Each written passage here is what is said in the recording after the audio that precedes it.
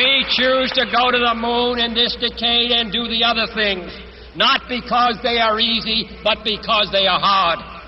Because that goal will serve to organize and measure the best of our energies and skills. Because that challenge is one that we're willing to accept, one we are unwilling to postpone, and one we intend to win.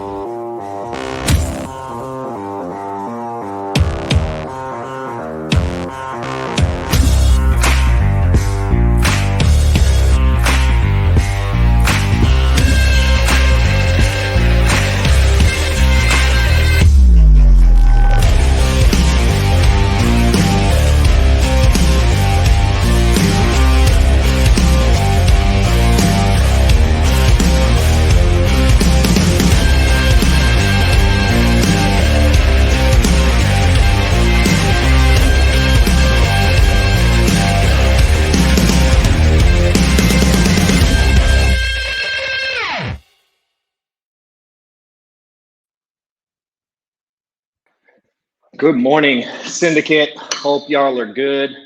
Happy Thursday, as always. John Wetmore here. Gonna get rolling this morning. We are definitely live today, and hope like hell you can hear me, Jim, because backstage it wasn't working. Yeah, can you hear me now? We got you. Yes, I love it. I love it. I'm like, we're gonna go live and see what happens. Yeah. Better get that headset out. It'd have been bad, man, if you went through that fresh cut. Got the camera angles right, got everything pretty, and we couldn't hear you, dude. I was gonna have to ad lib today. So, yeah, thanks for having me, man. I'm definitely really appreciate being a part of this.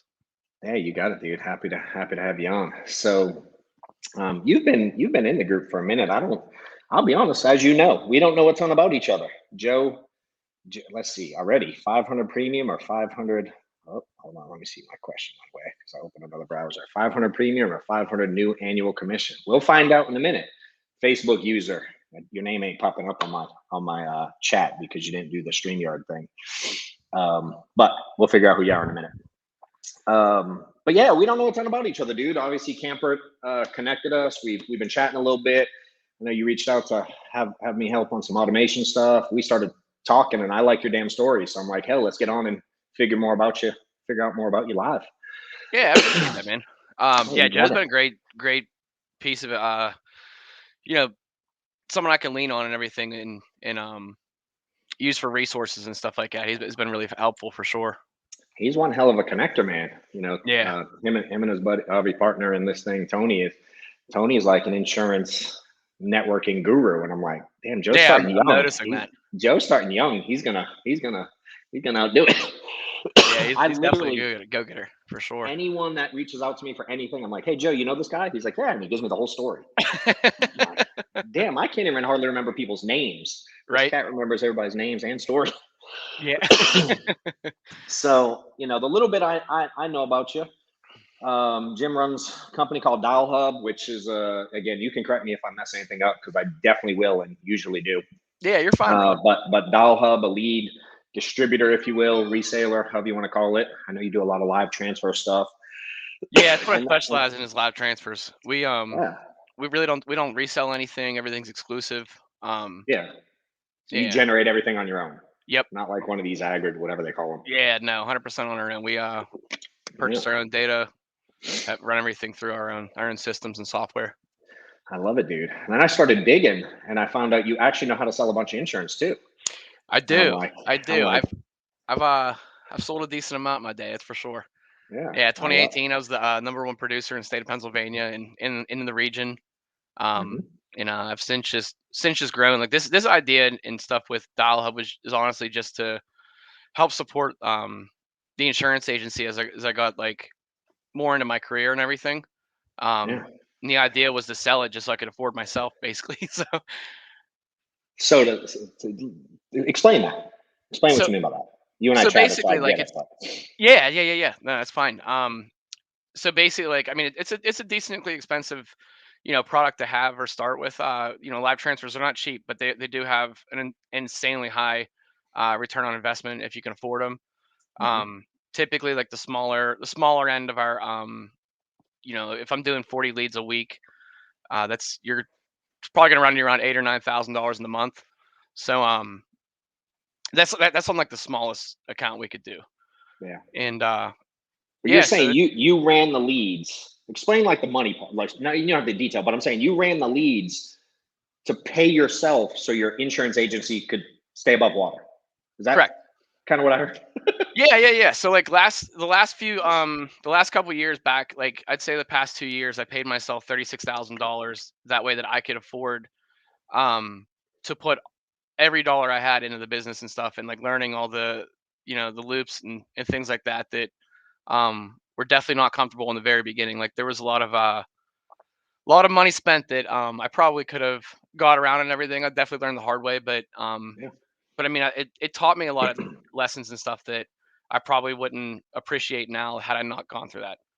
So that was my favorite thing I heard when we were talking the other day, and I uncovered it by mistake just because I'm curious. And I'm like, you make 30, you selling 500K, made 30, only paid yourself 35, and you did this for the benefit of long-term growth. Correct. Dude, a lot of people miss that, bro, in this world. In the insurance world, hell, probably in every business, but a lot of people look at very, excuse me, one day, y'all, this cough will go away. I'm going on week 3, so I apologize. But yeah, a lot of people look at the short term, change their lifestyle, especially on personal production, and then they get themselves in a pickle and they can't afford to invest in and grow their agency. Yeah. Yeah, that was something I knew I wanted to. Like there was, I mean, with sales and everything, with AI being introduced and stuff, you have to really be on top of the game in this world right now, I think. And as far as marketing goes, and bringing new business in and stuff as well too. So I knew I had to do something to like kind of stand out and get above ahead of the curve as well. It's another piece of it for sure. I love it. So excuse me, what it's the PNC side you sell, correct? Yeah, so I specialize in property and casualty. That's like my my bread and butter and stuff. I can do commercial insurance. I've always just referred it out to people and stuff though. Same with life insurance. I'm fantastic at referring it, but I've never actually been licensed. I know. I'll take care of you, brother. I'll take care of you. Actually, you know what? I was working on your deal yesterday, actually last night. So I'll talk to you after this this video. But hey, another one. Why don't you work with Joe? Huh? I'm playing. You don't have to answer that. I'm playing, dude. We open up a can of worms here. I'm not against it. I'm not against it. Money talks for sure. I've heard they're good. Yeah, they're they're fantastic. So I'm playing. Joe, I'm trying for you, bro. I know I don't think he's watching yet because he usually posts like 27 comments a minute, and I haven't seen him yet, so he's probably busy running his company. Yeah, they got that new office and stuff going on. It's dude, beautiful. I'm about to fly out there. Yeah, so I want to definitely make a trip out for sure. I have to have a hard stop at 10:30 because my car to the airport's sitting right there, and nice. I have a 12:30 flight to go to Joe. So I'm going to Joe and Tony's grand opening, doing that this weekend. So there you go. Hey, whoever the Facebook again, I can't see whoever asked that 500K question. I'm just curious who it is. So type your name in here. Whoever asked that, because it posts on different. I'm on like 6 different boards live right now, and I can't find your name. And I'm just more curious than anything. But yeah, dude, when you how'd you get into insurance, dude? What'd you do before? How'd you get in? It was honestly, I found it like completely random. Like I was working in law enforcement at the time. For 6 years I did some sort of like contracting for the Federal Protection Service. No kidding. I worked with the CDC. I have a degree in international and homeland security. And I worked another 6 years doing corrections of some sort. But yeah, I had a kid on the way and stuff. I never worked.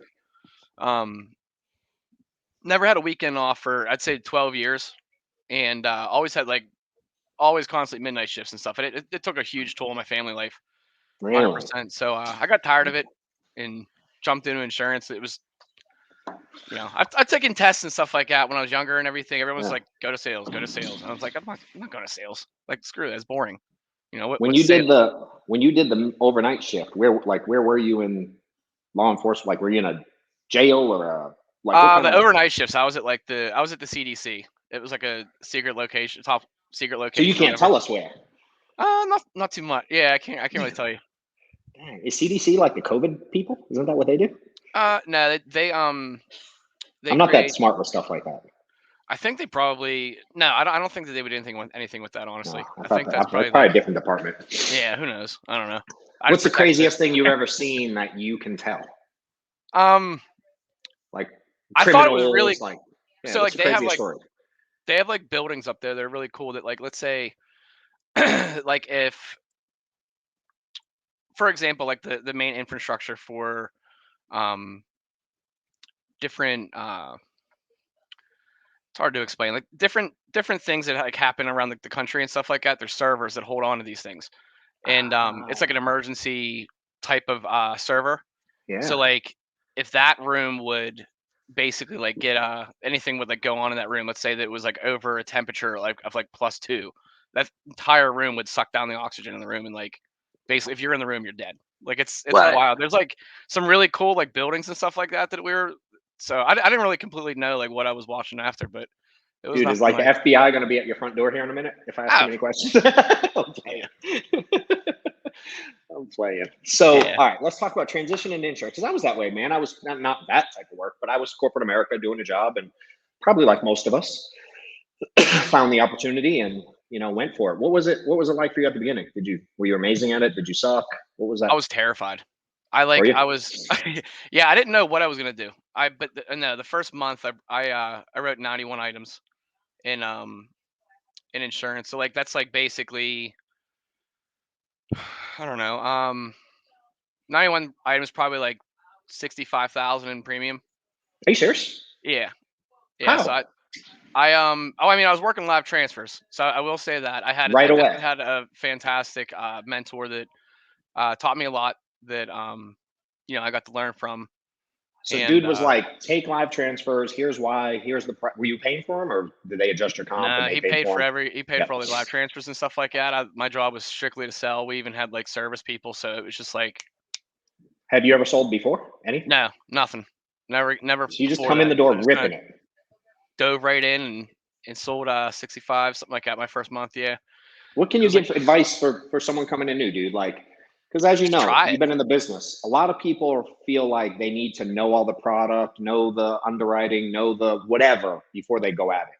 No, I kind of learned as I went. Like, I mean, I knew the basics and stuff like that, but like if I had questions and stuff, I mean, I was one of the people that I don't care if I asked 1,000 questions a day, as long as I would, learn one piece of the pie every day. Yeah. It eventually added up and stuff like that. But no, I would say to everyone like that is questioning whether or not they could get into sales and stuff, like definitely jump in and try it, because it's a life-changing world for you that you can get into. I mean, you're talking about like the difference of, being comfortable to making generational wealth with a skill set like sales. Yeah. I dig it. So can you tell them how much you're going to do this year? From 35, 36K, share what you want, bro. But I was excited. Yeah, my first year here. My goal is to break $1 million in sales my first year. If I land this contract later this week here, this should be like later today or tomorrow. We're looking at $803,000 in my first year so far, and I have until June to break that goal. And I still have Vegas to come too. I'm going to Vegas in March. That I'm going to meet all kind of people. So I'm super excited and I feel very, very blessed to be, in the position I'm at right now. Oh man. So how did you start the lead thing? Like you just roll out of bed one day and be like, "Effing, I'm doing my own thing," or like how'd that journey happen? I mean, I knew how to do like the live transfers and everything. Like I knew the concept of it, and I was just like, I did the math out, and once I looked at the math, I was like, why am I not like, this is probably the most expensive thing on the planet you could sell. If I'm good at sales, why wouldn't I sell that? So like, I just it was one of them situations. I mean, I put together the we first there was the idea just alone, then there was the the rest was trying to figure it. Google and YouTube. How do you build this? How do you build that? And then crazy. And then the next was networking, trying to find all the different people. Like I said, Joe was a great great help for all this as well. Yeah. And I mean, now we're humming. It's we got a great product. We have a fantastic situation where we can put people into a chance to win because of the fact that like I also help them aside from just buying the leads, I also help them scale. So like that's like my favorite part about that is like watching a team go from like this to like way up there. Yeah. And at the same time, you're growing your own insurance team still. Correct. Yeah. I have I'm actually I wanted to do the meeting here in the office. I wanted to show them like do something that like is so uncomfortable to you. This is my first time ever being live and everything. I've definitely jumped in. You could definitely feel the little nervousness and stuff, but I mean it's something I felt it for the last 3 days, dude. Yeah. So I just felt like it's something I got to get over and everything, and I just want to show those guys that they can, they can take me as an example of someone that will throw themselves into things that are uncomfortable just to learn. Yeah, for sure. I love it. I felt you uncomfortable, so I pushed you more. Yeah. Yeah. I was like, no, hey, let's go. I appreciate it though. Yeah, man. Because like my goal is to talk in Vegas next year. I want to be able to like present my my product and stuff. And I think like this year is probably going to be the year that I focus a lot of my time on public speaking and getting in front of people as much as I can. Cool. Hey, so someone asked, and I don't know exactly well, maybe I do know what they mean. I don't know the PNC world really well. You said 500K premium or 500 new annual commission? It was 530. My first year is 535,000 in premium. Yeah. So yeah. But that $1 million was revenue, just to be clear. Yeah. Oh yeah. 60% anyway. Yeah. Amen, bro. Amen. Hey, I know some people been doing this business for 10, 15 years that ain't hitting them numbers yet. You know what I'm saying? It's like you're doing something right, dude. Right. How many agents do you have on the insurance side right now? We have 1, 2, 3, 4, 5. We have 6, and we just hired another one. It's starting on March 15th.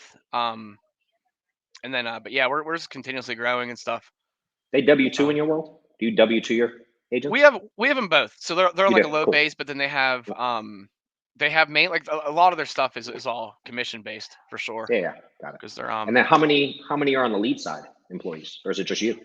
What, as far as like providing leads? Yeah, like how many employees do you have on the lead company, or is it all kind of one umbrella? We sell my live transfers. Clarify. So like like my company Dial Hub is providing live transfers for this agency. So we don't have anyone that like provides like leads. I got you, but do you have employees under your lead company also? Oh no, those are just my callers. Yeah, like I have 16 callers right now. There we go. That's what what you're looking for. Okay. Yep. That's just spread across a couple different contracts. So it only takes about five callers for something like this, though. I get you. So you're managing 20-something people right now. Yeah. Yes, sir. Yep. No joke, dude. I love it. What would you say to people that like, and someone asked it on here, like, dude, you know how many times a week I hear people want to start their own lead company? And sometimes it's not necessarily advantageous. Like I certainly could have, but for me, I was like, dude, I'd rather let someone like you do it and let you make your money and let me make my money on my side. You know what I mean? Like, what do you recommend there for people? Because everybody wants to start a lead company when they go, I can save X $8 a lead, $10, $20, whatever the number is. Yeah. What's your advice there? You're going to spend probably $50,000 to $100,000 figuring it out. I'll tell you that. There's the catch. That's the catch. Yeah. I spent about 60. So like, it's it's extremely time consuming too. Like if you can delegate that task to someone else, do it. Yeah. Just because, and then like I said, like you were talking about and you brought up, there's a way that you can make, money and get your leads for free if you would, refer enough people to me as well. So like you can do things like that where if you do build your own lead transfer situation, do that. Try to find a way to, push your name out there and everything. But yeah, I never wanted to be like a lead guy. You know what I mean? I'm like, I could figure it out, but I'd rather just focus and dive deep on what I'm good at. Mm-hmm. And I ain't mad that a lead guy makes money. I'm actually excited that he makes money because then he takes care of me. Yeah.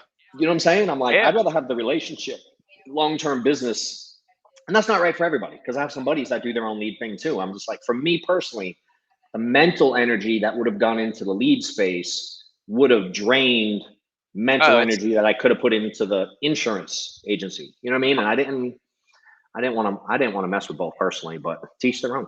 100%. Yeah, that's definitely it's a full job. I'd say I'm probably putting in 14 to 16 hours. So like it's eventually, it'll slow down. But like it right now I'm just focusing on the build. Yeah, and to be real, dude, you hit it good relative to most people I see dabble in the lead companies. There ain't many people that go like, "Oh, I figured out how to make 7 figures right away." That ain't the norm, to be clear. That's awesome. That's awesome. Yeah. It's pretty cool to hear that, though, for sure. Aaron had a question. I'm gonna let you. Can you see it on the screen? Yeah, I'm just reading it right now. 1 second.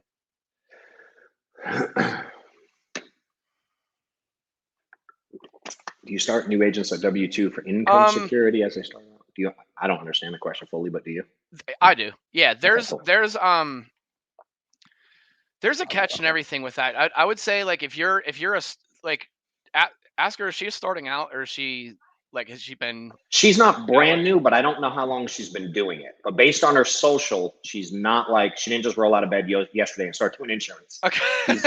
Again, but I don't know exactly where she's at. I don't know that well. Look, I think I'm gonna meet her. I think she's at Joe's thing too.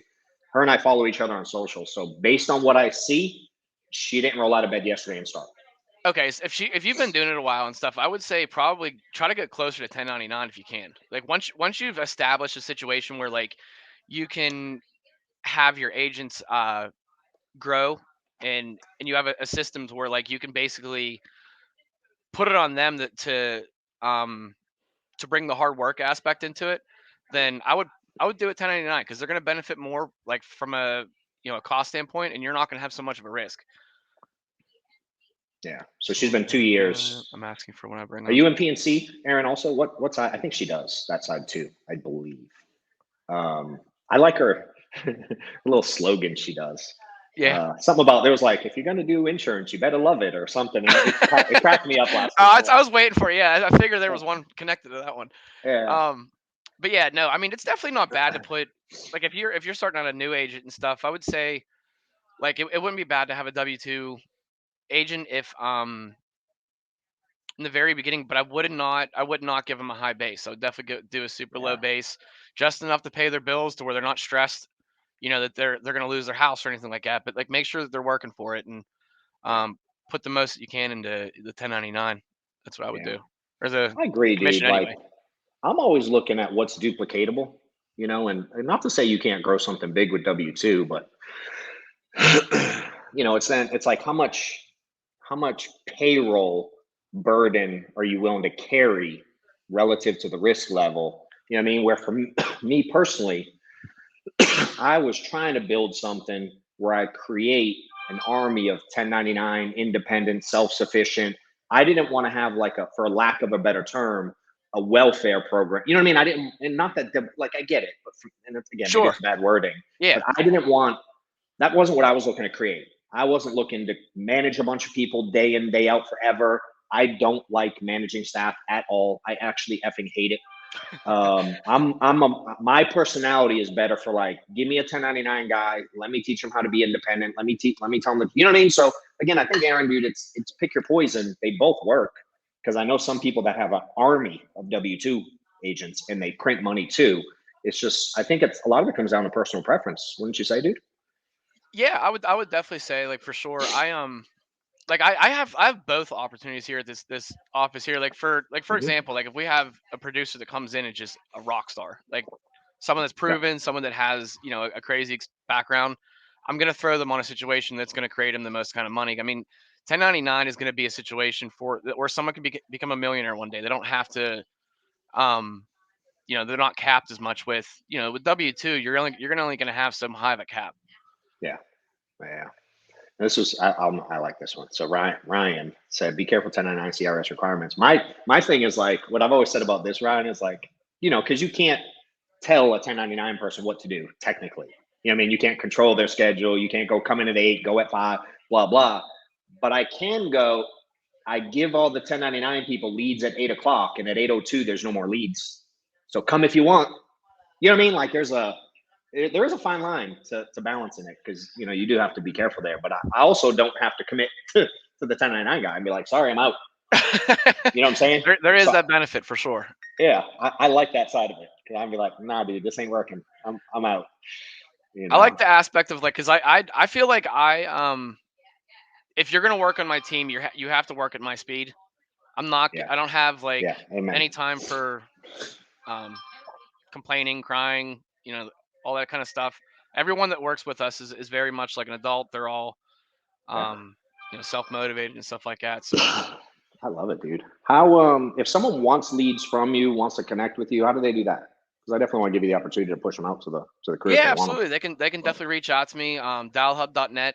I can promise you right now, wherever you're buying your leads from and stuff, the quality that you're receiving from us is going to be half the cost of anything else out there, and it's also it's exclusive to you, so your closing ratios are going to be higher as well. We're pushing over a 300% closing ratio or ROI right now, so it's really like a fantastic product. We're crushing it. We're 47% higher than anyone else in our region right now. Dang, your stats, numbers guy. I like it. Yeah, I love numbers. System guy. Numbers don't lie. You know what I mean? Like you can say all day what you're doing, or talk about the money you're making and stuff like that. But at the end of the day, if the numbers aren't there, you're lying. And it's, So on average, if they spend $1, they make $3. Yeah. Yep. Yeah. Yep. Hard to be mad at that, dude. It's really hard. Here's the thing too about insurance. Like it's really hard to lose money on live transfers because it's residual. Like if you have a policy say 3 years, when the average is like 5 years. So like even if it's 3 years, that's like a 1 year. So your 1 to 3 is right away. When you said that 300, that's now money. Yeah, right now. Plus the back end money. Yep. Future money. You cannot lose on this. Like it's. But you got to be willing to. You got to be willing to pay. You have to be willing to pay, and you have to be willing to put in the work too. Because I've had situations, I've had contracts, because like I won't run my name through the dirt. So like I've had contracts where I've actually cut them loose, where like they weren't doing what I asked them to do. Like if you're gonna work with me, you're gonna scale and you're gonna grow fast. So like what are some of the things, if I want to work with you, what are some of the things I have to do to be able to continue to work with you? You would definitely have to have some sort of CRM in place that can handle the bulk work. You're going to have a team of agents that are in office that I can hold accountable. You're going to have definitely work back and forth with me as far as like just reporting what's going on and stuff, like why and different things like that. I can tell you right now that I'm going to catch your closing ratio faster than you are. That's just all I do. That's all I watch. Yeah. It's my. So you're not really looking for Joe to go, hey, dude, I want 5 live transfers a week. You're looking for agencies that want to build something. Correct. Yeah. The lowest I'll take is 40. So like, that's someone like, that's a one person show right there where they're getting, 8 leads a day. They work every day. They get a lead an hour. So 40, what do they cost roughly for someone? If you're doing like approximately 50, $55 for a auto live transfer. So they gotta be one. They're gonna be, if you ain't willing to spend 10 G's a month, don't call them. Don't. Yep, basically. Yeah. It's what states are you in? There's a lot of people asking about what states. Do you do all 50 or is it? Yeah, all states. I can do down as far as down to a county. Like, I do not only live like auto insurance. I do mortgage. I do solar. I do Medicare. I do real estate. Real estate's one I'm kind of practicing with right now. I haven't like 100% nailed it down. But I am providing leads to a realtor right now that we're like, I built this for like the agency here. I basically put a situation together where I'm providing live transfers for a real estate agency on behalf of a mortgage company that I'm trying to secure. So that mortgage company isn't going to work with me directly because of the fact that I'm supplying his team that he wants. Yeah. So we're doing that right now. Creating a little ecosystem. Yeah. And I'm gonna do it with about 5 other mortgage brokers in the city, and then this agency will be complete. We'll have organic leads and things, and go from there. All right. So 2 2 quick questions we'll wrap with. I'm a couple minutes over, but I'm good. I'll push. I'll tell them to speed down the highway. Sounds good. Give a piece of advice to someone out there that's trying to build something that just give some advice, dude. To some, they're like, I want to build an agency, I want to build a company, I want to build a team, I want to build. Give the best piece of advice you can give someone based on your experience so far. Be ready to work. Be ready to work as hard as you possibly can. Like there's, I think like the 8 hour a day that people talk about is like a facade. I don't think that you can really do anything to get anywhere with 8 hours a day. I can tell you right now, I've been building my brand, my life, like who I am, networking, talking to. I mean, when I'm at the bars, I'm selling like anywhere I'm going, I'm trying to talk to someone. I've been doing it for the past 6 years. So like, it's not something you can, if you're going to build a business, make sure you're going to, you're going to put every bit of effort into it, and don't half-ass it for sure. Love it. What's your favorite drink at the bar? Bourbon. Bourbon. All right. Yeah, I'm a bourbon guy. Yeah, old fashioned. I can do old fashioned if I'm somewhere like fancy. If not, Red Stag. Okay. You want to know how we're different? What's that? I would have something like vodka in a martini glass with an umbrella, probably. You know what? Now that it's Lent, I'm doing the vodka, water, and lemon juice. I'll take a lemon drop with a sugar rim all day long, dude. Yep. I'm a bit of a princess. Hey, there's nothing wrong with that. That stuff tastes good. You know what I mean? If you got the money to buy better drinks, hell yeah. I love it. Last thing, dude. We'll end with this, since it is. Okay. I'm gonna slide one in here, Vicky. You just made it. Just short answer. What's your average? And these questions are tough because when people go, "What's your average X?" I always go, "Yeah." Like people go, "What's your average agent make?" I go, "My average agent quits because they don't have what it takes." I'm not a big fan of the app, but I'm gonna ask it just to respect. You know what I mean? She goes, "What's the closing ratio you're seeing from agents?" So that's depends. I mean, I have correct. Yeah, it all depends on like the different. It's really hard to place on that. You can't really put like a closing ratio on specifically like or if you're talking about the leads. I have an agent right now. I could show you that's doing them at like 48% because she's one of the top in the country. I have another one that it might be around 25%. So it just depends on the average close ratio comes with the average input also. Correct. If we could do some crazy formula, you know what I mean, you start figuring out, dude, activity to me is the biggest indicator of the success side.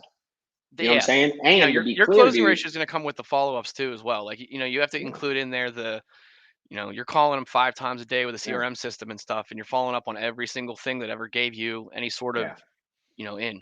Yeah. I also think, dude, low closing ratio doesn't mean you have low profit margins either.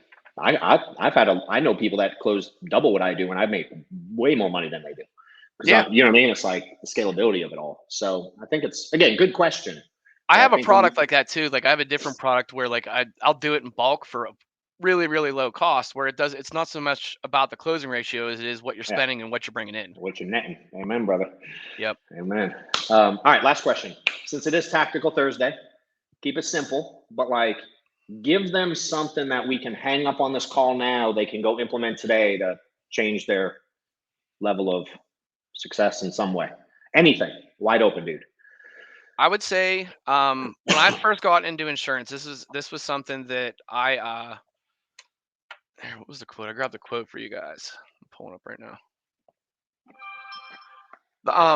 The quote that I heard when I very first started insurance, it like it just clicked immediately for me. But I don't know. I hope it does for you guys as well. But if you set your goals ridiculously high and it's a failure, you will fall above everyone else's success. And that's like something I've always stuck to. Like I've always felt like I've been part of like my own little path. Like I'm not worried about others. I'm not worried about what other people are trying to produce and stuff. I'm just worried about the goals that I have and trying to receive them. If you're gonna set a goal, make sure that you put it in fruition and stuff like that. There's I definitely believe in what's it called? What's that damn word? Manifestation. Yeah. Yeah. Manifest your goals and stuff. Make sure you're trying to you put them in place and stuff so they actually come true. Yeah. I love it, dude. I love it. You're very much my method is do more.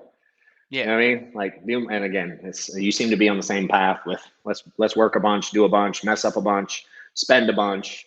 Long term, it'll probably work out.